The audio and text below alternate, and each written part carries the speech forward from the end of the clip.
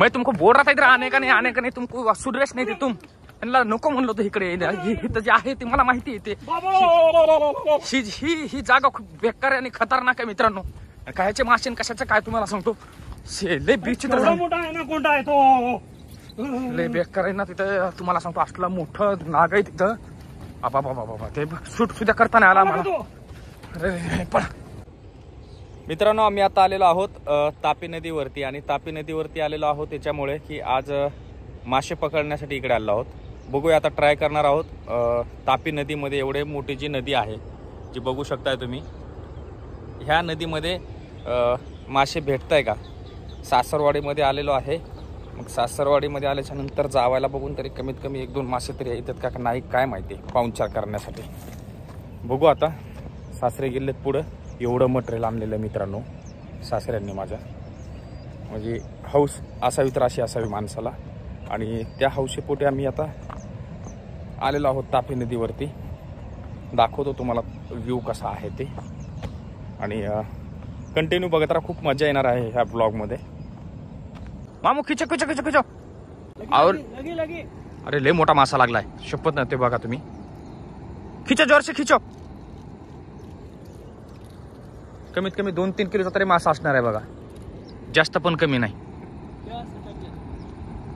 हे बघा सासरे पाटील आणि इथे गळ वगैरे सगळं आणलेलं आहे त्यांच्या मित्राकडून. काय काय आणले कशा पद्धतीनं मासे पकडणार आहोत किती पकडले जातील हे त्यासाठी कंटिन्यू ब्लॉग बघत राहा. हे बघा तापी नदीचा झूम करून दाखवलं बघा कसा प्रवाह आहे का नाही खतरनाक. ते बघा तिकडे खोली करतो ते. इथली लालपरी म्हणून खूप मासा फेमस आहे इथला. त्या लालपरीसाठीच आपण इथे आलो आहोत आज. आणि मामांनी सगळं आता काढायला सुरुवात केलेली.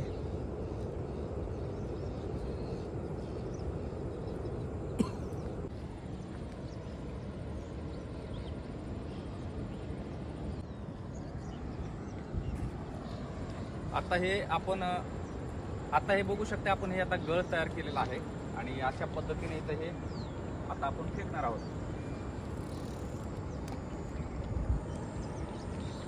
आणि अथक प्रयत्नाच्या नंतर सासरे पाटलांनी आता पुन्हा एकदा गळ जमा करायला सुरुवात केलेली आहे.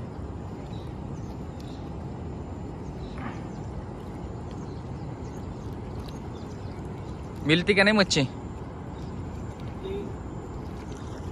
भेटल म्हणतात का.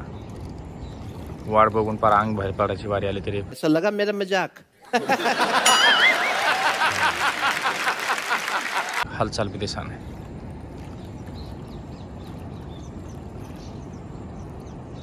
सब क्या देखना पड़ रहा है. अच्छा है मैं अंधा हूं. म्हणूनच मी सासरवाड्यातून कमीत कमी महिना हालत नाही. यांची जिरली पाहिजे आणि आपली जिरली पाहिजे.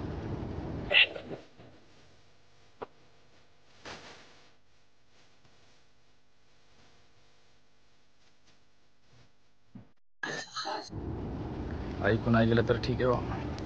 काही हे बी वेळेला पुन्हा पाहुणचार बंद व्हायचा. हावडा एक्सप्रेस चुकीचा ऐकू नका बरं का. हावडा एक्सप्रेस आहे. पुन्हा म्हणताल की हा काय आज शब्द भाषा वापरायला लागला. ही हावडा एक्सप्रेस आहे.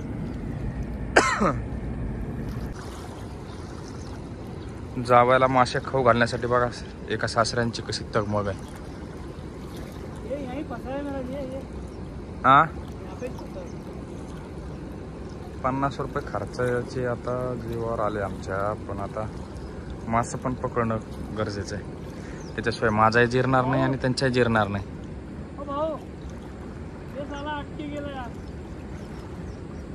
अटकलंय आता गळ ते दुसऱ्याला बोलवा लागले.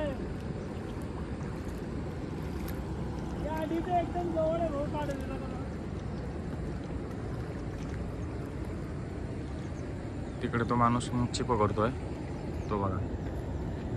त्याला बोलवता आता.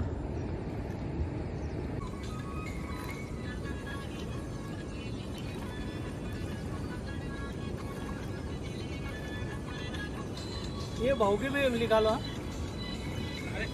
हे गळ अडकलाय तर आमचा आता हे दादा आले तिथे हे इथे हेल्प मच्छी करा. मारणारे प्रॉपर लोक आहे.